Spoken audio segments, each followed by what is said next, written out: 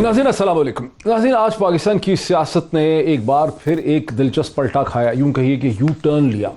और जो सियासत का फोकस गुज़िश्ता चंद हफ्तों से लॉन्ग मार्च, रेजिग्नेशन, हुकूमत के जाने पे, महंगाई पे, इन्फ्लेशन पे, बहुत सी चीज़ों पे था, वो एक बार फिर प्राइम मिनिस्टर इमरान खान का जो फेवरेट टॉपिक है इलीट पॉलिटिकल करप्शन, उसके ऊपर आ गया।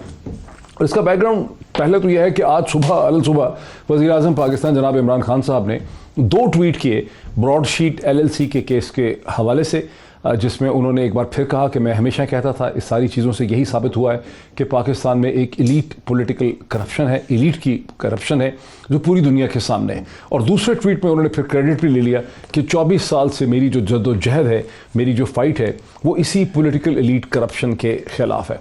और अब से चंद घंटे पहले वज़ीर आज़म इमरान खान साहब ने जब वो NHA की ऑफिसर से खिताब कर रहे थे, नेशनल हाईवे अथॉरिटी के, वहाँ एक बार फिर उन्होंने अपने यही इल्ज़ाम दोहराए। अभी ये क्या है, ये जब ये एक ब्रॉडशीट एक चीज कि किस तरह पाकिस्तान से पैसा चोरी करके बाहर जा रहा था और कौन कर रहे थे, पाकिस्तान के वजीर आजम, पाकिस्तान के वजीर, वो चोरी करने पर लगे हुए थे पैसा। एक पाकिस्तानी ने, और वो भी बता नहीं रहा कि हमारा पाकिस्तानी सियासतदान ने, सऊदी अरेबिया से लंदन के बैंक में $1 अरब भेजा। $1 अरब एक आदमी ने भेजा। तो लोग तो बहुत अमीर है यहां के हमारे, लेकिन मुल्क गरीब है, मकरूज है। मुल्क कर्जे पे गुजारा कर रहा है, लेकिन लोग ऐसे हैं जो लंदन के सबसे महंगी जगहों के ऊपर बड़े बड़े महलों में रह रहे हैं। नाज़रीन, की डिबेट तो हर कई दिनों से सुलग रही थी जब लंदन की एक हाई कोर्ट ने पाकिस्तान के हाई कमीशन के अकाउंट से तकरीबन $29 मिलियन जो है वो निकाल लिए और ब्रॉडशीट LLC के हवाले कर दिए ने, 3 अरब रुपए से ज़्यादा। लेकिन अब इसमें PMLN भी बहुत शिद्दत से इस डिबेट का हिस्सा बन चुकी है। आज सुबह PMLN की स्पोक्सपर्सन मरियम औरंगजेब साहिबा ने इस किस्म के इल्ज़ामात लगाए। शहजाद अकबर साहब के मुज़ाकरात, एक जनरल भी उस मुज़ाकरात में शामिल था और उसने कहा हमें इसमें से कितना हिस्सा दोगे। $25 मिलियन जो कि 400 करोड़ बनता है, उसने कहा कितना हिस्सा दोगे। तो उस बयान को भी मान लेते हैं थोड़ी देर के लिए। अब आप देख रहे हैं कि मरियम औरंगजेब साहिबा ने तकरीबन इल्ज़ाम लगा दिया कि शहजाद अकबर साहब और उनके साथ कोई जर्नल साहब जो हैं वो ब्रॉडशीट LLC से कमीशन लेने की कोशिश कर रहे थे। इसके जवाब में अब से चंद घंटे पहले, बहुत थोड़ी देर पहले, बैरिस्टर शहजाद अकबर साहब ने इसका कुछ इस तरह से जवाब दिया कि मेरे ऊपर तो एलिगेशन सियासी मुखालिफ लगा रहे हैं। उस शख्स ने तो बिल्कुल वजाहत कर दी कि मेरा तो इससे कोई नहीं था। मेरी 2 मुलाकातें हुई मुसावी से 2019 में, और दोनों मुलाकातों का मकसद बड़ा सिंपल सा था। अवार्ड आपको हो चुका था, क्वांटम भी डिसाइड हो चुका था। मैं उससे 2 दफ़ा मिला, लॉ मिनिस्टर मेरे अलावा उसको मिले, और हमने उससे मिलके यही कोशिश की कि किसी तरीक़ा से ये अवार्ड की रकम में कटौती हो जाए, कम हो जाए, और जितना कम से कम नुकसान हो सके वो किया जाए। नाज़रीन, अब इस बहस में पहले हिस्से में, प्रोग्राम के पहले हिस्से में मेरे साथ स्टूडियोज़ में तशरीफ़ रखते हैं PMLN के सीनियर रहनुमा जनाब खुर्रम दस्तगीर साहब, जो इस वक्त तो MNA हैं, पाकिस्तान के साबिक वज़ीर दिफ़ा रह चुके हैं, साबिक वज़ीर ख़ारजा रह चुके हैं, वज़ीर कॉमर्स रह चुके हैं, यानी कॉमर्स मिनिस्टर रह चुके हैं। Very warm welcome to him. और मेरे साथ ही PTI के सीनियर रहनुमा जनाब सेनेटर वलीद इकबाल साहब तशरीफ़ रखते हैं, चेयरमैन सेनेट कमेटी बराए दिफ़ा हैं। दोनों अपने गेस्ट को मैं वेलकम करता हूँ। इससे पहले कि मैं आपको डिस्कशन में लेके जाऊँ, मैं एक अपने नाजरीन के लिए एक बेसिक इसकी बिल्कुल फैक्चुअल सी आउटलाइन जो है वो मैं स्क्रीन पर दिखा देता हूँ कि ये ब्रॉडशीट LLC, जिसे बरतानिया की लंदन हाई कोर्ट ने पाकिस्तान हाई कमीशन से अचानक दफ्तन $29 मिलियन जो हैं वो निकाले और वो इस कंपनी को दे दिए। इसका बैकग्राउंड ये है कि इस कंपनी के साथ जून 2000 में नैब ने, जब जनरल अमजद नैब को हेड करते थे जनरल मुशर्रफ के ज़माने में, तो एक एग्रीमेंट किया जिसमें 200 पाकिस्तानियों की लिस्ट दी गई, उनके असासों की जांच पड़ताल करने के लिए, इन्वेस्टिगेशन करने के लिए, जिसमें जरदारी ख़ानदान भी था, शरीफ ख़ानदान भी था, और भी उसमें बहुत से लोग थे। लेकिन ग़ालिबन इसहाक़ डार साहब उसमें नहीं थे, क्योंकि उस वक्त वो एक अपना एक सेपरेट एग्रीमेंट कर चुके थे। दिसंबर 2000 में जनरल मुशर्रफ के और शरीफ ख़ानदान के दरमियान एक मायदा तय पा गया, एक प्रेसिडेंशियल पार्डन हो गया, जिसके नतीजे में शरीफ ख़ानदान पाकिस्तान से चला गया। और 2002 में, अक्टूबर 2002 में जनरल मुशर्रफ ने कामयाब इलेक्शन करवाया, जिसमें PMLN की कोई ख़ास शिरकत नहीं थी, लेकिन PPP की खासी भरपूर शिरकत थी। और 2003 के शुरू में नैब ने ब्रॉडशीट LLC से अपने इस एग्रीमेंट को ख़त्म कर दिया। उसके बाद ब्रॉडशीट LLC ने हुकूमत पाकिस्तान और नैब के ख़िलाफ़ अपना दावा जो है वो जारी रखा। 2005 में ब्रॉडशीट LLC को अपने डेट्स की वजह से उस कंपनी को उसको लिक्विडेट होना पड़ा। और एक और कंपनी सामने आई जो ब्रॉडशीट एलएलसी के नाम से कोलोराडो में रजिस्टर हुई। जो ओरिजिनल कंपनी थी ब्रॉडशीट एलएलसी वो आइल ऑफ मैन में यानी बरतानिया में रजिस्टर्ड थी। दूसरी कंपनी जो अमेरिका में रजिस्टर्ड थी उसे 2008 के शुरू में मई और जून 2008 में पीपीपी की गवर्नमेंट ने $5 मिलियन दे दिए, लेकिन बाद में ये पता चला कि ये गलत कंपनी थी। ये आज तक नहीं पता चल सका कि वो पैसे देने का फैसला किसने किया। ताहम बरतानिया की अदालतों ने बाद में ये फैसला किया कि असल कंपनी को हुकूमत पाकिस्तान ने फैसला नहीं दिए पैसे। ये केस चलता रहा। 2016 में इसका एक फ़ैसला आया। 2018 दिसंबर में एक इसका दूसरा फैसला आया जिसमें $21 मिलियन देने का पाकिस्तान की हुकूमत को कहा गया। पाकिस्तान की हुकूमत ने उसके खिलाफ एक अपील की। उस अपील का अब से चंद दिन पहले दोबारा पाकिस्तान के खिलाफ फैसला आया जिसमें $29 मिलियन जो हैं वो ब्रॉडशीट को देने का फैसला हो। ये इसका एक बैकग्राउंड है और ये बैकग्राउंड जो है मैंने आपके सामने रख दिया है। खुर्रम दस्तगीर साहब से आगाज़ करते हैं। खुर्रम दस्तगीर साहब, आपकी पार्टी ने गलत डिबेट तो नहीं पिक कर ली? प्राइम मिनिस्टर ने आपको फंसा तो नहीं लिया इस डिबेट के अंदर? नहीं, प्राइम मिनिस्टर जो है अंग्रेजी में कहते हैं मोनोमेनिया है उनको। मोनोमेनिया कि वो एक ही चीज़ के ऊपर वो इतने फिक्स हो गए। उनका ये ख्याल है कि करप्शन का जो राग है जो वो अलाप रहे हैं उसकी वजह से उनको हुकूमत मिली है, और हुकूमत में आकर भी करप्शन का जो राग है वो अलापते रहेंगे तो अवाम भूल जाएंगे कि पिछले 17 महीने से अशियाए खुर्दनोश की महंगाई डबल डिजिट्स में है। अभी दिसंबर में भी वो नीचे नहीं गई, अब 13%, 16% थी शहरी और अर्बन। तो इस तरह की जो भयानक उनकी गलतियां हैं उसके ऊपर उनके पास एक ही पर्दा है कि जी करप्ट हैं। हालांकि आपने जो समरी भी बताई, जो असल नतीजा है दो चीज़ों पर वो कायम है। एक तो जो इंग्लिस्तान के हाई कोर्ट ने क्या कहा, क्योंकि देखिए ब्रॉडशीट के जो ओनर हैं वो अब मुसावी साहब जो हैं वो पिछले 3 दिन में मुख्तलिफ इंटरव्यूज़ में 1000 किस्म की बातें कर चुके हैं। ठीक। और मेरी नज़र में उनकी अब क्रेडिबिलिटी सिफर हो गई। ठीक। तो अगर तो हमारे पास कोई खड़े होने की जगह है वो यही है कि जो इंग्लिस्तान के हाई कोर्ट ने फैसला किया, और दूसरा जो आपने हकाइक अपने नाज़रीन के सामने रखे हैं, आपका शुक्रगुजार हूं मैं, आपने हकाइक सामने रखे हैं कि पाकिस्तान में जो ये एहतसाब के नाम पर ड्रामा है, ये बिल्कुल एक खेल ऐसा खेला जाता है कि कहा जाए कि जी हम इसको पकड़ रहे हैं, ये लोग करप्ट हैं। ब्रॉडशीट देखें रिजल्ट क्या है। ब्रॉडशीट ने बकौल इमरान खान साहब के और दूसरों के कि जी ये लूटा हुआ पैसा है, पाकिस्तान के लूटे हुए पैसे का जो कि सिर्फ मुबैना है, एलिजेड है, ₹1 भी रिकवर नहीं किया। पहला फैक्ट ये है, ₹1 भी वापस नहीं आया कि जी मुल्क से लूट के चला गया था तो ब्रॉडशीट ने मदद की पाकिस्तान। लेकिन उसकी वजह तो यह ना कि इन्होंने कॉन्ट्रैक्ट कैंसिल। सुनिए ना जी, सुनिए बात। एक तो ये है कि कॉन्ट्रैक्ट कैंसिल कर दिया, वो मुशर्रफ हुकूमत ने किया। दूसरा फैक्ट ये है कि ब्रॉडशीट वो कंपनी है जिसने चाहे एक अदालत के जरिए अपना केस लड़ा, और 2003 से लड़ रहे हैं, 5 से लड़ रहे हैं, तो 16 साल हो गए, लेकिन पाकिस्तान के गरीब अवाम के टैक्स के पैसे से रफली अब आप 5 अरब कह लें, 7 अरब कह लें, 3 अरब कुछ, 3 अरब कुछ जो है, अगर कोई रुपया निकला है तो पाकिस्तान के गरीब टैक्स की जेब से निकला। लेकिन ये तो ये कह रही है अब इसके ऊपर जो अगर आप कहानी डाल लें कि जी उसने उसको ये कहा, कोई उसको जाकर मिला, फैक्ट ये है कि ब्रॉडशीट पाकिस्तान की अदालत को कोर्ट में, पाकिस्तान की हुकूमत को कोर्ट में लेके गया। पाकिस्तान के लिए बहुत बड़ी नमोशी है कि हमारे लंदन में हाई कमीशन के अकाउंट सीज हुए, वहां की अदालत कोई डिप्लोमेटिक इम्यूनिटी नहीं दी उन्होंने। और इशू ये है कि पाकिस्तान के अवाम के जो इतने अरब रुपए थे। देखिए ये भी तो कह रहे हैं ना कि जब नवाज शरीफ खानदान से एग्रीमेंट हो गया जनरल मुशर्रफ का, तो जनरल मुशर्रफ का जो इंटरेस्ट था इस पूरी इन्वेस्टिगेशन में वो नहीं रहा। उन्होंने आफ्ताब शेरपा को भी उसमें से नाम निकाला जिनको इंटीरियर मिनिस्टर बनाना चाहते थे, और ब्रॉड एलएलसी को उनकी जरूरत नहीं रही, तो जनरल मुशर्रफ ने भी एक जुर्म किया। इसका मतलब यही है ना जी कि आप परवेज मुशर्रफ को बिल्कुल, अगर आज ये जो 3 अरब रुपए पे किए गए हैं ब्रॉडशीट को, वो जनरल मुशर्रफ से सवाल होना चाहिए। लेकिन शरीफ खानदान भी तो इसमें खराब नजर। शरीफ खानदान कहां से आ गया? अच्छा, मुझे मैं नहीं समझ पाया कि सवाए उड़ी बातों के किसने उधर से शरीफ खानदान को घसीट लिया, किसने उधर से घसीट लिया, मैं नहीं समझ पाया। जो मुसावी कह रहा है ब्रॉडशीट का ओनर, उसको आप नहीं मानते। मुसावी तो ये भी कह रहा है कि नैब झूठ बोल रहा है। ठीक, आपके सामने जरा पढ़ के सुना दें, मैं नाज़रीन को दिखा देता हूं। नैब इज लाइंग। मुसावी तो ये भी कह रहा है नैब ठीक इज है? Lying to the people of हाँ, पाकिस्तान। पाकिस्तान के अवाम से नैब जनाब, झूठ बोल रहा जनाब, है। सेनेटर वलीद साहब। मैं सिर्फ ये आखिरी जुमला ये है जी, जी। कि ये जो एहतसाब की विच हंट है ये आज से 20 साल पहले भी गलत और मैनिपुलेटेड थी, आज भी गलत और मैनिपुलेटेड। जनाब आपका फेवरेट टॉपिक आ गया आपकी पार्टी का। हाँ जी, मेरे ख्याल में क्योंकि अभी तक आपने भी और आपके नाजरीन ने भी एक ही उसका साइड सुनी है ना, तो मैं दूसरी साइड अर्ज कर देता हूँ। और मेरे ख्याल दूसरी साइड के लिए अर्ज करने के लिए सबसे बेहतर तो जो इब्तदा है वो तो यही है कि प्राइम मिनिस्टर ने आज सुबह जो ट्वीट्स की, प्राइम मिनिस्टर ने 3 बातें अपनी ट्वीट्स में की, जिसके रद्द-ए-अमल में फिर मरियम औरंगजेब साहिबा, जिनकी आपने क्लिप भी दिखाई, उन्होंने उसका जवाब देने की कोशिश की, फिर जवाब दर जवाब शहजाद अकबर साहब ने दिया।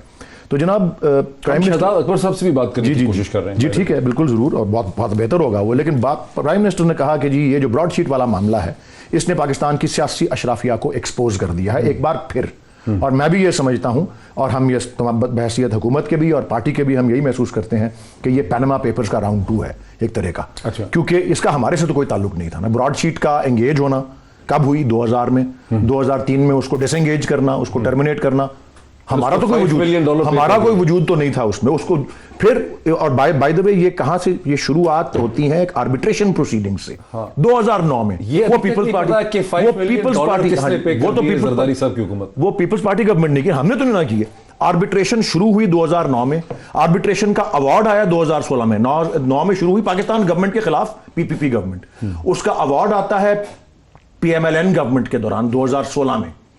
और फिर वो बाय द वे ये जो आखिरी हिस्सा होता है ना, सालिसी का अवार्ड जो होता है उसको नाफिज करने के लिए आपको अदालती हुक्म चाहिए होता है, उसको एक फॉर्मेलिटी रह जाती है। फिर वो जब हुआ, अच्छा, अदालती पहले आर्बिट्रेशन का अवार्ड आया था और फिर वो उसके बाद रूल ऑफ कोर्ट बनने के लिए, हाँ जी, ये उसमें होता है। और एक बार आर्बिट्रेशन अवार्ड्स पे यहाँ चले कानून, जो भी इंटरनेशनल आर्बिट्रेशन, हमारे पास अभी भी अपील है इंटरनेशनल आर्बिट्रेशन में जो है फॉर्मली तो अपील होती है, लेकिन शाज़ और नादिर वो अपील कभी मंजूर होती है। ठीक है, आर्बिट्रेशन में अपील तक एक तरह से बॉटम लाइन आपकी आर्गुमेंट की, मैं अर्ज ये कर रहा हूं कि जनरल मुशर्रफ का गंदा, इनका गंदा, मैं तो यही तो मैं आपको सारी बात बता रहा था कि हमारा तो उस वक्त कोई मतलब जिस तरह पैनामा पेपर्स का हमारे से कोई ताल्लुक नहीं था, ये आके उसने बेनकाब किया बहुत से लोगों को, उसके इंकशाफात ने ये शो करता है कि पाकिस्तान की सियासी एलीट को, ये अशराफिया को एक्सपोज करता है। पहली बात जो प्राइम मिनिस्टर ने की। दूसरी ये कि यही सियासी अशराफिया अपनी दौलत, जो नाजायज दौलत है, उसी को और अपनी सियासी जो रसूख है,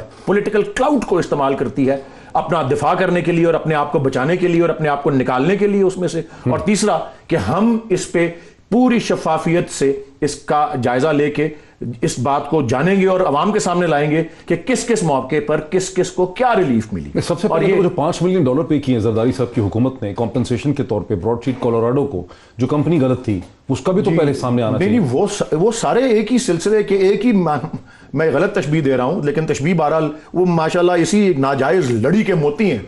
अच्छा, बात सारी ये है, मेरी अर्ज है कि what the prime minister is trying to say कि ये जो भी, ये अलग बात है कि क्या ब्रॉडशीट ने तफ्तीश की, क्या निकाला क्या नहीं निकाला, लेकिन हुआ क्या, किसके खिलाफ हो रही थी? एक अशराफिया के खिलाफ। सर फहरिस्त कौन थी? 2 पार्टीज। क्या रिलीफ मिली उनको? एक पहली रिलीफ तो सरूर पैलेस के, आपने उसका भी गिन दिया कि दिसंबर 2000 में वो हो गया काम। दूसरी रिलीफ मिली जो 2002 में इलेक्शन हुआ और पीपल पार्टी को तोड़ना था वो। और तीसरी रिलीफ वो जो 2007 में नेशनल रिकंसिलिएशन ऑर्डर के जरिए पीपीपी को दी। अच्छा, तो वो अपने आप को इधर से निकाल लेते हैं और ये ब्रॉडशीट भी यही बताती है कि हमें एंगेज करके सियासी अशराफिया को सारा हमने जीरो इन कर लिया तो वो वापस चले जाते हैं। खुर्रम साहब ये कह रहे हैं कि हमारा तो लेना देना कोई नहीं, हम तो स्पेक्टेटर्स के अंदर हैं, ये सारा का सारा प्रोसेस हमसे तो मावरा हुआ है। 2000 में मुशर्रफ गवर्नमेंट ने हायर किया, 2003 में उन्होंने उनको फायर कर दिया, उनका शरीफ खानदान से एक एग्रीमेंट हो गया, एक बार फिर इस जरदारी गवर्नमेंट ने 2008 में पेमेंट कर दी, बाद दोबारा केस का फैसला आ गया। अब तो एक आर्बिट्रेशन के फैसले के ऊपर लंदन हाई कोर्ट ने अपना फैसला दिया। यही इस्तदा है ना कि इसके ऊपर फोकस इमरान खान साहब को, अपना जो मोनोमेनिया है उनका कि जी वो अशराफिया को बेनकाब करें। जिस अशराफिया का हमें एक ही नाम पता चला ना, शेरपाव साहब का। अब शेरपाव साहब और उनकी पार्टी जो है वो पिछली हुकूमत, नहीं, शेरपाव का नाम भी तो हमें इसी से पता चला ना, मुझे नहीं, मुसावी से। मुसावी ने कहा कि एक आदमी था जिसका नाम हमें कहा गया कि इस इन्वेस्टिगेशन से उसको निकाल दें, और वो आफ्ताब शेरपाव था। क्योंकि उस वक्त उनको परवेज मुशर्रफ साहब ने जो हुकूमत बनाई थी उसमें वो वजीर दाखिला थे 2002 के बाद। लेकिन 2008 से 13 तक वो पीटीआई के हवारी थे। खैबर पख्तूनख्वा में। तो इशू यही है कि हमें इस पर गौर करना है कि हुकूमत पाकिस्तान, जिसको उस वक्त परवेज़ मुशर्रफ साहब हेड कर रहे थे, उन्होंने किस किस्म का ये मुआहिदा किया विच हंटिंग करने के लिए, विच हंटिंग अब अपने सियासी मुखालफीन को गिराने के लिए, कि ये उन्होंने और वो उसका नतीजा ये निकला कि बजाय ये कि सियासी मुखालफीन से $1 रिकवर हो, पाकिस्तान के अवाम, मैंने अभी कैलकुलेट किया है, जो आपने मुझे नंबर्स दिए हैं, 29 मिलियन और 5 मिलियन, 5.5 अरब रुपए बनते हैं आज के डॉलर अगर आप कन्वर्ट करें, तो 5.5 अरब रुपए पाकिस्तान के अवाम की जेबों से, वो लोग जो आज घी खरीद नहीं पा रहे, चीनी खरीद नहीं पा रहे, उनकी जेब से आपने 5.5 अरब रुपया निकलवा दिया। सजा हमें उसी की मिली है कि एहतसाब कभी भी बेलाग और गैर जानिबदार नहीं हुआ। लेकिन मौसावी की, अगर खुर्रम दस्तगीर साहब ये बात सही है, आफ्ताब शेरपाव का उसने बताया कि हमें कहा गया नाम निकालें, तो फिर वो जो कुछ नवाज शरीफ साहब के हवाले से कह रहा है फिर वो भी सही होगा? नहीं, मैं तो देखिए ना, मैं तो मुसावी की किसी बात पर यकीन कर, आफ्ताब शेरपाव को भी तो वही बता रहे हैं। तो मैं यही कह रहा हूं ना कि भाई सरूर पैलेस हुआ तो नाम भी निकल गया, वो तो पहले निकल गया। इशू ये नहीं है, इशू यही है कि पाकिस्तान का जो एहतसाब का निज़ाम है, वो चाहे परवेज़ मुशर्रफ के दौर में हो और आज के दौर की जब हम बात करते हैं, तो human rights watch on record है कि एक तरफा है, यूरोपियन यूनियन ऑन रिकॉर्ड है एक तरफा है, पाकिस्तान का सुप्रीम कोर्ट ऑन रिकॉर्ड है एक तरफा है, पाकिस्तान के एक से ज्यादा हाई कोर्ट्स ऑन रिकॉर्ड है, पाकिस्तान का अपना ह्यूमन राइट्स कमीशन जो है, ये सब बार बार एक ही बात कर रहे हैं कि आज भी ये जो एहतसाब हो रहा है ये एक तरफा है और ये इंतकामी है।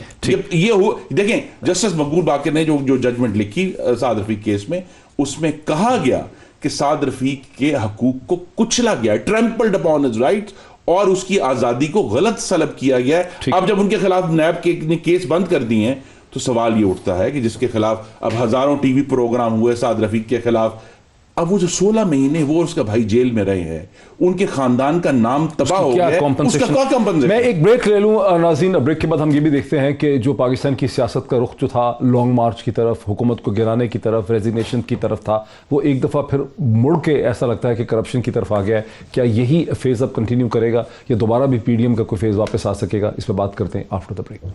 नाज़रीन वेलकम बैक। नाज़रीन मेरे साथ स्टूडियोज़ में तशरीफ़ रखते हैं जनाब खुर्रम दस्तगीर साहब, सीनियर रहनुमा है मुस्लिम लीग के, और मेरे साथ तशरीफ़ रखते हैं सेनेटर वलीद इकबाल, जो सीनियर रहनुमा है पाकिस्तान तहरीक इंसाफ के। बात ये हो रही है कि किस तरह ब्रॉडशीट LLC के केस में, जहां बरतानिया की एक कोर्ट ने पाकिस्तान हाई कमीशन से $29 मिलियन जो हैं वो निकाल कर ब्रॉडशीट LLC को दे दिए, उसके बाद एक नई पाकिस्तान की सियासत पलटा खाया, और एक बार फिर वो डिबेट जो लॉन्ग मार्चेस, रेजिग्नेशन, ज़िमनी इंतखाबात, सेनेट और तमाम चीज़ों पर थी, वो घूम फिर के दोबारा प्राइम मिनिस्टर इमरान खान और तहरीक इंसाफ के फेवरेट टॉपिक पे आ गई है, और वो है एलीट, पॉलिटिकल एलीट की करप्शन। क्या अब ये फेज़ चलेगा या वापस ये डिबेट जो है वो PDM के ऊपर आ पाएगी? यहीं से हम बात का आगाज़ करते हैं।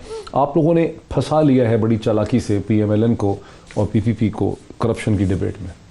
ये बिल्कुल दुरुस्त है जी। हमने फंसा क्या लिया है जी, इन्होंने खुद ऐसे इनके रहे हैं माजी जो हैं, तो उसमें तो ये एक ना एक दिन तो होना ही था। और मैं जो पहले बात कर रहा था फिर दोहराऊंगा कि इसका हमारे से तो कोई ताल्लुक नहीं, गिनवा दिया कि कौन सी चीज़ कब शुरू हुई थी।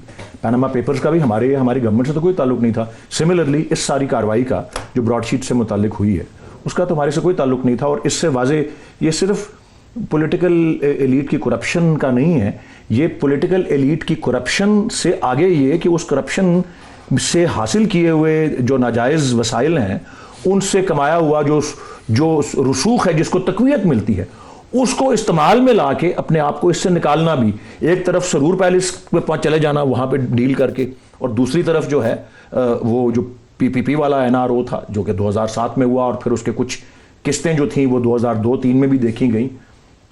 इससे जो बात मजीद वाजे सामने आती है वो ये है कि PTI गवर्नमेंट जो है वो इस तरह की कोई सौदेबाजी नहीं करेगी, कोई डील नहीं करेगी। और एक जो मौका आया जहां पे 38 शिकें जो नैब ऑर्डिनेंस की थी, उसमें से 34 के अंदर तरामीम जो मानी गई, तो हमने फैक्ट ऑफ की लेजिस्लेशन के बदले में हमने उससे कहा कि नहीं जी, हम ये नहीं होगा, अब ये डीलें नहीं होंगी। खुर्रम साहब, क्या हम ये कह सकते हैं कि हो गई है ना?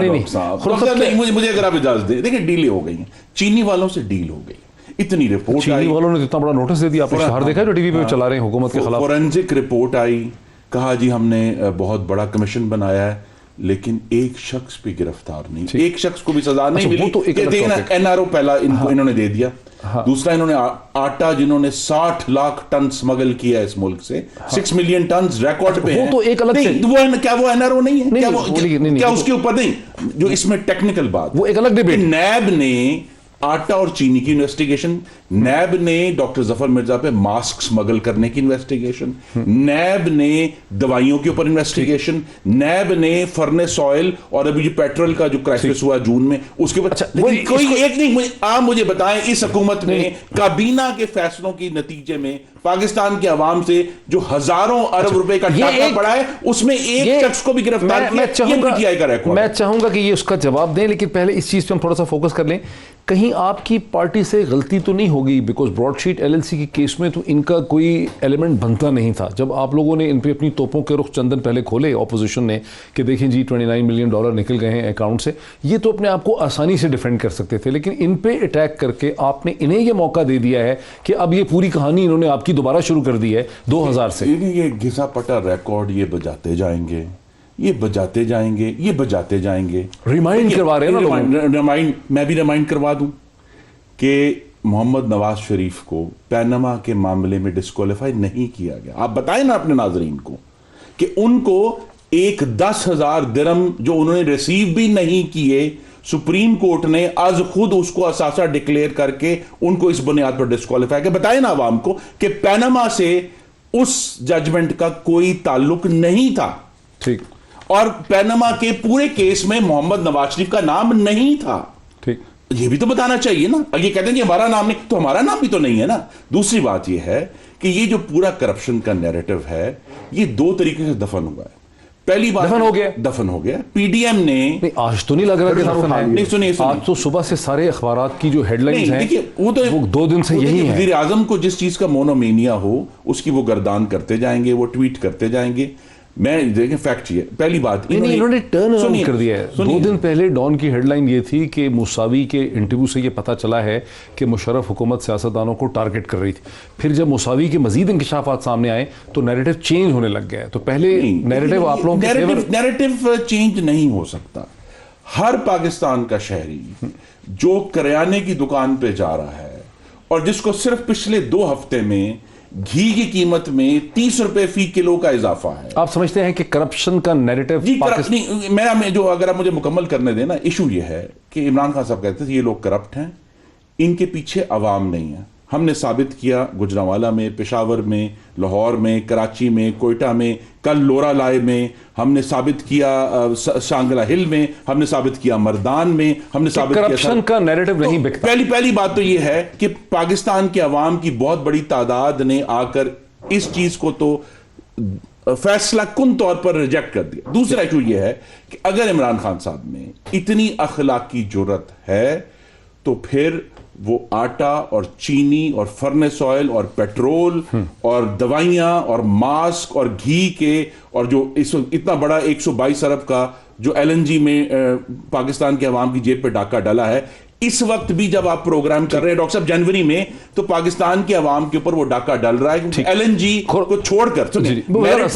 मेरिट लिस्ट को छोड़कर अरबों रुपए का खर्चा है डीजल और फर्नेस ऑयल से बिजली बना के। ये कह रहे हैं संडे वली साहब के जो करप्शन का नैरेटिव और बयानिया इमरान खान और तहरीक इंसाफ भेजते हैं वो अगर बिकता भी था कभी पहले तो अब नहीं बिकता है। इस वक्त जो नैरेटिव है वो महंगाई का है और चीज़ों का है। अब करप्शन का बयानिया यहाँ अवाम नहीं खरीद रहे, वरना अवाम इनके जलसों में ना आते आपकी हुकूमत से जान छुड़ाने के लिए। देखें, करप्शन का नैरेटिव बिकना या ना बिकना जो है उसको अगर मैं एक पॉलिटिकल फ्रेम में लेके आऊँ, हमारी आइडियोलॉजी, हमारा मैनिफेस्टो में बड़े अहम सतून हैं 2 कि जी करप्शन से पाक करना निज़ाम को और दूसरा कि ताकतवर और कमज़ोर को कानून के निगाहों में बराबर करना। ये 2 सतून हैं 22 साल से हैं पीटीआई के। हमने इस पे 2018 के इलेक्शन में वोट लेके कामयाबी हासिल करके गवर्नमेंट फॉर्म की है। ये पहला इस बात की दलील है कि हमारा नैरेटिव जो है वो वोटर को पसंद आया है। अब उसका अगला इम्तिहान तो 2023 में होगा। अब उसके दरमियान जलसे जुलूस हों या अपनी ये एक राय दें कि जी ये हो गया वो हो गया, ये राय अवाम के 22 करोड़ अवाम के मुंह से निकलवाना जो है या उनकी राय का ये होना जो है उसका फैसला एक तो उसका वक्त और है, कि जी ये 5 साल में क्या कारकर्दगी रही और किस किस शोबे में क्या रहा, और उससे पता लगेगा किसका नैरेटिव बिका, हमारा बिका या इनका बिका। और मैं समझता हूं कि इस पर इससे ज्यादा बात करने की जरूरत नहीं है। बड़े जलसे कभी वोट की दलील नहीं होते। ये एयर मार्शल असगर खान बहुत बड़ा जलसा करते थे कराची में, और साथ ही बहुत बड़ा जलसा वो JUI वाले भी, मौलाना मुफ्ती महमूद भी करते थे, और वोट उनके कोई नहीं निकलते थे, PPP सीटें ले जाती थी, जमात इस्लामी सीटें, वो इससे नहीं होता। अच्छा, मेरी बात, इन्होंने जो बात की, देखें वो वही वाला बिल्कुल मैं समझ रहा हूं पनामा रिपीट हो रहा है हर तरफ। जिस तरह प्राइम मिनिस्टर उस वक्त तो प्राइम मिनिस्टर नहीं थे, वो कहते थे कि जी ये देखें एक इंकशाफ हो गए हैं आपकी नाजायज दौलत के, आपके नाजायज अजासों के, बजाय कि आप उनका जवाब दो, उस वक्त भी जवाब यह आना शुरू हो गया था कि नहीं जी, बजाय वो जवाब दें, वो कहें नहीं मैं करप्ट नहीं, तुम करप्ट हो। तो मैंने जब ये बात की तो इतनी लंबी फिर इनिंग्स जो है इन्होंने बैटिंग शुरू कर दी। उन्होंने बाद में कहा नहीं जी सादा हो गया, वो LNG वालों से हो गया, शुगर वालों से हो गया, आटे वालों से हो गया। मतलब मैं कह रहा हूं सौदेबाजी हो गई, हम नहीं करेंगे। तो ये नहीं जवाब दिया कि जी हमने सौदेबाजी नहीं की। सरूर पैलेस क्या करके गए थे? सौदेबाजी नहीं थी, क्या हुआ था? डील थी ना। फिर क्या रिलीफ मिली? ये नहीं। और PPP वाले भी क्या रिलीफ लेके गए और किस तरह से जनरल मुशर्रफ के साथ गठजोड़ किया। वो तो चले अपना शहादत हो गई बेनजीर भुट्टो साहिबा की, तो चले कुछ और इलेक्शन के नताइज आगे, लेकिन बड़ी अच्छी भली, और बाकी छोड़ दें हजारों जगह और होगी, सैकड़ों जगह और होगी। हाल ही में जो किताब आई है शुजा नवाज साहब की, द बैटल फॉर पाकिस्तान, उसमें बहुत तफसील से वो पूरी डील जो है उसके हर खदोखाल जो है मेंशन्ड है। तो ये डीलें जो हैं, और ये इस सतह की, और ये पॉलिटिकल एलीट की वो डीलें, ये इस ब्रॉडशीट से उस पनामा के बाद। और ये बाय द वे जो इन्होंने कहा कि जी पनामा में डिस्क्वालीफाई मियां नवाज शरीफ नहीं हुए थे, और एक 2000 दिरहम के बुनियादी तौर पे प्राइम मिनिस्टर नवाज शरीफ जो उस वक्त थे वो डिस्क्वालीफाई सुप्रीम कोर्ट से हुए थे गलत बयानी की बुनियाद पर। ठीक है। If you lie to the public, you lie to the court, you put up a बात हो रही है लेटर डील और फिर पनामा के असासों की कन्विक्शन नैब कोर्ट। थोड़ा सा आगे चलते, पाकिस्तान की थोड़ा सा तारीख आगे का सबसे बड़ा एनआरओ इमरान खान साहब ने अपने घर के लिए हासिल किया। देखिए पूरे मुल्क में इन्होंने गरीबों की दुकानें गिराई, खोखे गिराए, रेडियां गिराई। उस गरीब को क्यों नहीं इजाजत दी गई कि वो 106 रुपए फी स्क्वायर फुट पे अपना घर रेगुलराइज कर ले? इमरान खान को क्यों इजाजत दी गई? इसका मतलब यह है कि पाकिस्तान में अभी तक नहीं, एक पाकिस्तान नहीं, 2 पाकिस्तान तो है। सरकार के जमीन पे बने हुए घर होंगे ना, ये तो प्राइवेट लैंड पे बना हुआ घर। बात यह है कि इसकी तामीर गैर कानूनी थी या नहीं, रेगुलेशंस की खिलाफवर्जी आप कह सुप्रीम रहे कोर्ट का हैं। फैसला एनआरओ नहीं होता। जी सुप्रीम कोर्ट ये सोच लें ये सुप्रीम कोर्ट ये नहीं कहा, अदालत के बारे में क्या कहते हैं, 106 रुपए पे 106 रुपए पे एक गैर कानूनी तामीर को आप रेगुलराइज कर लें। लेकिन वो तो सरकार की जमीन पे बनी हुई चीजों को गिराया ना, किसी प्राइवेट लैंड पे बनी हुई चीज को नहीं गिराया। आप उनको भी इजाजत देना कि वो भी 106 रुपए देके, तो ये तो परचेज प्राइवेट लैंड था। आप ये कह रहे हैं कि CDA के रेगुलेशंस के एम्बिट में बनी गाला की सोसाइटी बनी 25 साल गैर कानूनी तामीर के अंदर सारा पाकिस्तान के वजीर आजम रहे, सारा बना उस घर के अंदर रहे। नहीं तो उन सारों को पकड़े ना जी, वो भी अशराफिया है ना। अगर जो शख्स मुझे मैं इस पर हैरान हूं, नहीं रेगुलेशन की खिलाफ मुझे मुकम्मल करने दे। जो शख्स 300 कनाल के महल में रहता है, वो कहता है कि मैं अशराफिया नहीं हूं। अच्छा, कितने लोग हैं जो 300 कनाल के महल में रहते हैं और कहते हैं मशराफिया नहीं आपने चूंकि डील जो पाकिस्तान के महंगे तरीन कॉलेजेस से पढ़े हैं वो कहते हैं मशराफिया नहीं। मसलसल डील की बात हो रही थी, 3-4 मिनट है। क्या आप समझते हैं कि पीपल्स पार्टी की दोबारा हुकूमत के किसी धड़े से एक डील हो गई है जिसके नतीजे में पीपल्स पार्टी ने मौलाना फजल रहमान को, मरीम नवाज को बीच मंचदाहार छोड़ दिया है, तनहा कर दिया, और वो अब अलग डायरेक्शन पर चल पड़े? जी ये बिल्कुल दुरुस्त नहीं है। पीपल्स पार्टी PDM का हिस्सा है, और आप ये देखेंगे कि इनको जो लग रहा है कि खामोशी है, इनका दिया टिमटिमा रहा है। सेनेट के इंतखाबात के बाद वो दिया जोर से भड़केगा और पाकिस्तान के अवाम की लाखों की तादाद इस्लामाबाद हमारे पास वो है, इसे कहते हैं शॉर्ट मोहतरमा मरीम नवाज साहिबा का, जिसमें उन्होंने ये कहा था अक्टूबर में कि जनवरी तक बात नहीं आएगी, उससे बहुत पहले इस हुकूमत का फैसला हो जाएगा। अगर प्रोड्यूसर जी, लेकिन हम एक बीच में इंतखाबी अमल आ गया है, हम उसका हिस्सा बनेंगे, लेकिन जैसे ही वो मुकम्मल होगा, सेनेटर साहब के ऐवान के इंतखाबात हो जाएंगे और जब हमारी सीटें हम उसमें हासिल कर लेंगे, तो फिर इंशाल्लाह आपको दिखाता जो मैं कह रहा हूं कि मार्च के महीने में एक बहुत बड़ा लॉन्ग मार्च होगा, इस्तीफे भी होंगे और इंशाल्लाह पाकिस्तान में नए साफ शफाफ और मावराए आइन मुदाखलत से पाक। देखिए ये तो स्टेटमेंट्स बदलती रही हैं ना। अब आप कह रहे हैं मार्च में होगा, फलां होगा, ये होगा, लेकिन मुसलसल स्टेटमेंट्स बदलती रही हैं, कहीं पे भी आप हासिल नहीं कर सके कुछ। देखिए मैंने यही कहा ना, हम जब लोरा लाई में इतना बड़ा इज्तिमा करते हैं तो हम हासिल करते हैं। लेकिन लोरा लाई तो छोटी सी जगह है, वो तो रैली। यही तो बात है कि सिर्फ बड़े शहरों में जलसे नहीं हुए।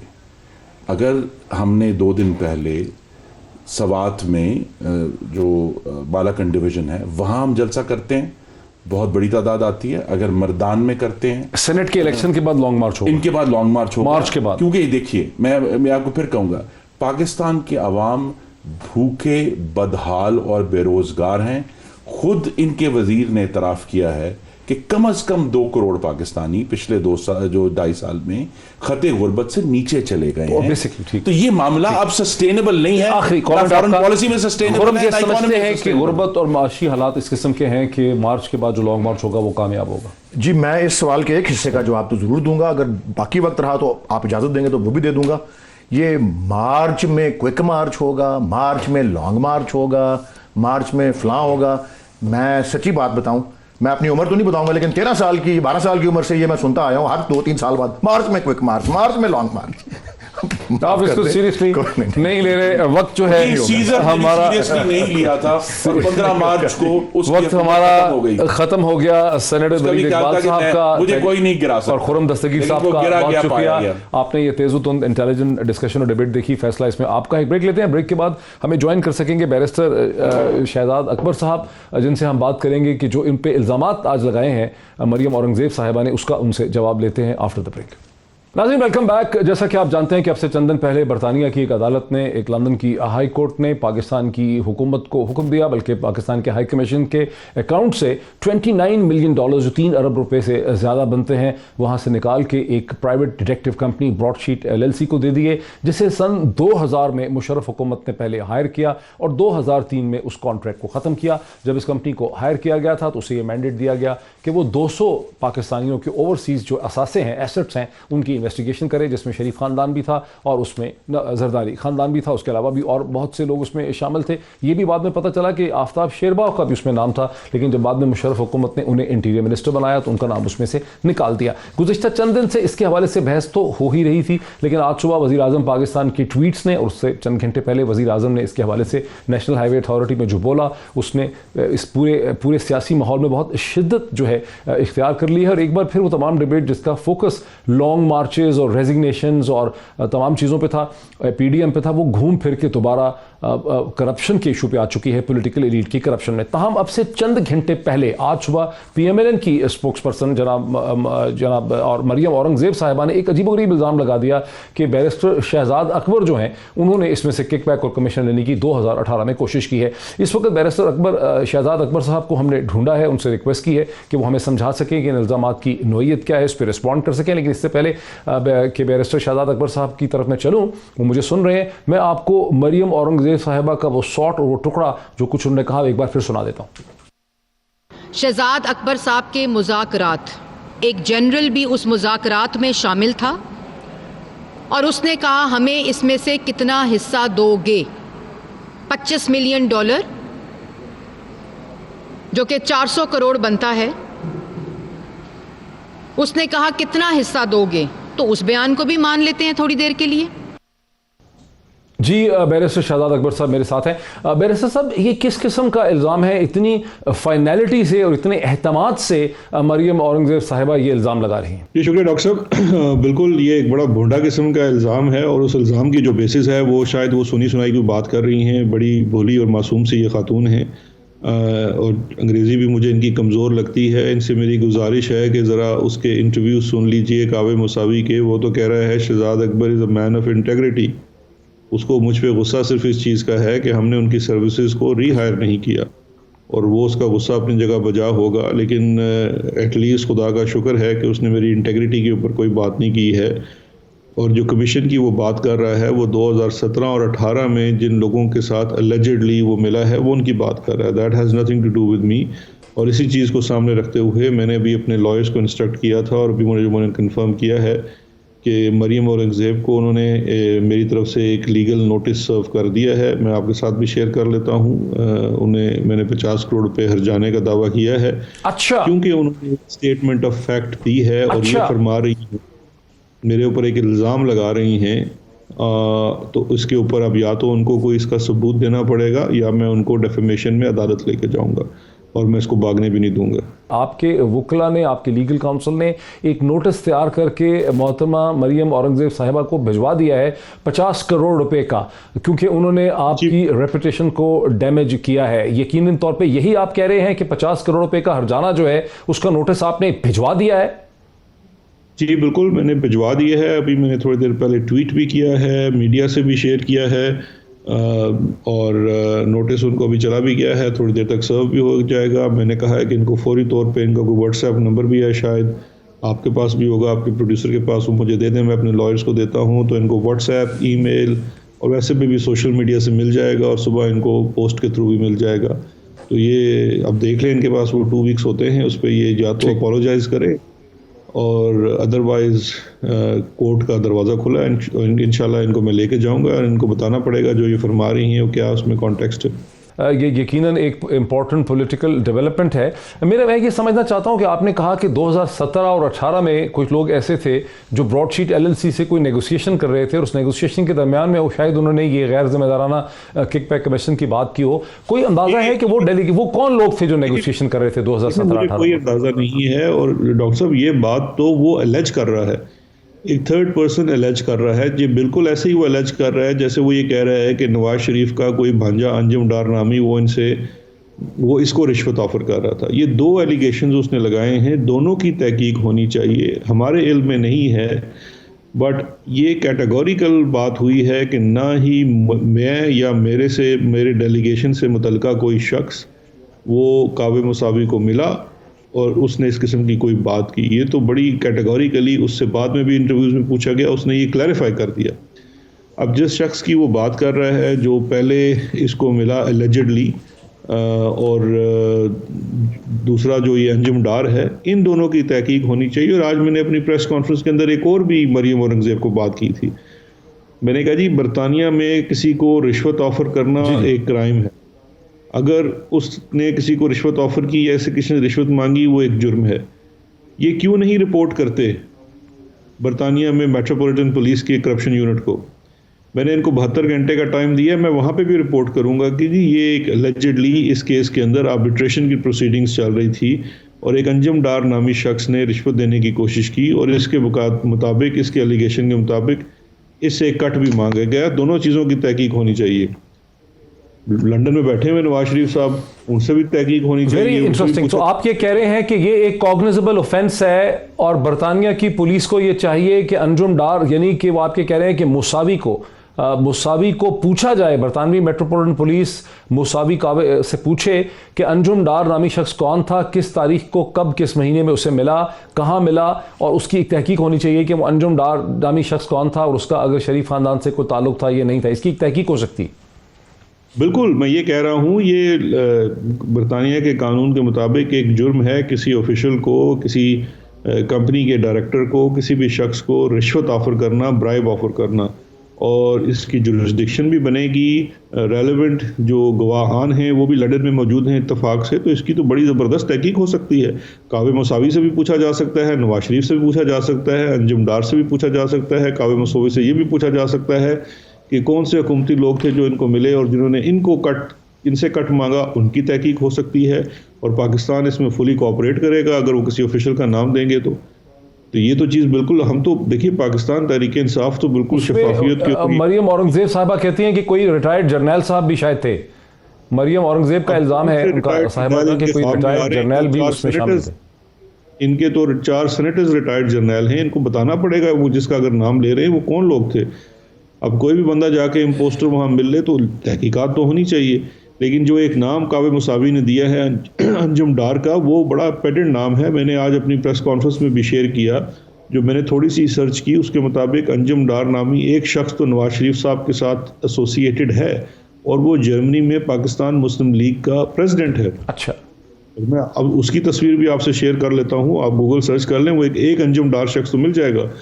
काबिल मुसावी से ये पूछना चाहिए कि क्या वो शख्स ये था, और अगर वो शख्स ये था तो उसका एक कनेक्शन तो है नवाज शरीफ के साथ। बैरिस्टर साहब, इन मामले की तहकीक करना सिर्फ बरतानवी मेट्रोपॉलिटन पुलिस की जिम्मेदारी तो नहीं है, आपकी हुकूमत की भी आपकी जिम्मेदारी बनती है कि आप भी इस पे एक इन्वेस्टिगेशन लॉन्च करें या बरतानवी पुलिस के सामने एक एप्लीकेशन लेकर जाएं कि देखिए ये इल्ज़ामात लगे हैं, हम इसके बारे में कंसर्न हैं और हम चाहते हैं कि इस मामले की तहकीक हो।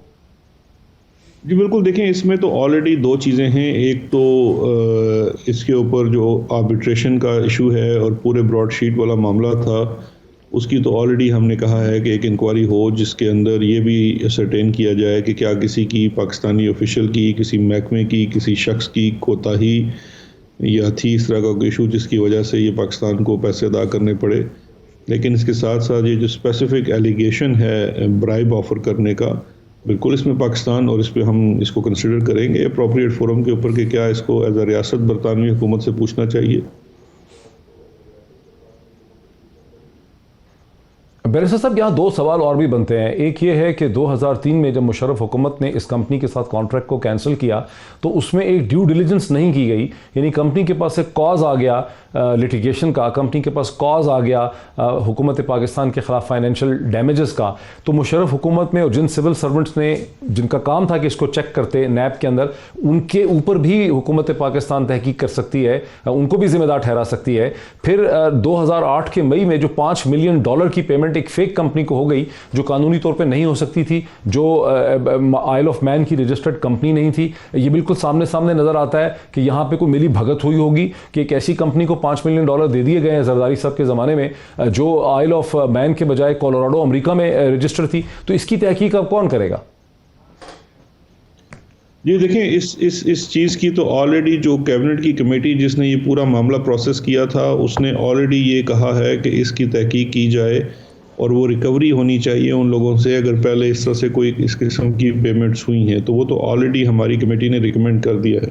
तो यूके में भी आप इसको करेंगे, इसको उठाएंगे? बिकॉज जाहिर है कि इतना बड़ा एक इशू बना दिया गया है। देखिए, इशू दो तरह की चीज़ें हैं। यूके में अभी हमें देखना है कि ऑफिशियल रिसोर्सेज में कौन से रिसोर्स ने इस्तेमाल करने हैं कि नहीं करने। जहाँ तक मेरी पर्सनल ज़ात का ताल्लुक है, मरीम औरंगज़ेब ने एक इल्ज़ाम लगाया है, मैंने उनको डेफेमेशन का नोटिस दे दिया है और मैं उनके साथ यहाँ की अदालतों में उनका मामला दुरुस्त कर लूँगा। लेकिन जो काबिल मुसावी के एलिगेशंस हैं, अब वो क्या एलिगेशंस हैं, वो नवाज शरीफ के ऊपर भी एलिगेशंस हैं, वो अभी तक मशवरा कर रहे हैं। क्योंकि परसों मैंने सुना था या 4 दिन पहले सुना था, इनके बच्चे कह रहे थे कि हम देखते हैं हम इनको डेफेमेशन में लेके जाएं या ना लेके जाएं, जिसके ऊपर रिबटल में काबिल मुसावी ने ये कहा कि ये मुझे लेके कैसे जाएंगे डेफेमेशन में, ये तो खुद सज़ा याफ्ता हैं, इनको सुप्रीम कोर्ट सारी उम्र के लिए नाअहल कर चुकी है, इनको बददियानत और। बहुत सही कह रहे हैं आप बैरिस्टर शहजाद अकबर साहब, बहुत शुक्रिया हमें ज्वाइन करने का। बैरिस्टर शहजाद अकबर एक्सप्लेन कर रहे थे कि कैसे उन्होंने मरियम औरंगज़ेब साहिबा को एक 50 करोड़ रुपए का हद तक की इज्जत का दावा और जो है वो नोटिस भिजवा दिया है। आज की इंपॉर्टेंट डेवलपमेंट्स आपके सामने है, फैसला आपका है। आज इतना ही, फिर आपसे मुलाकात होती है। बहुत शुक्रिया।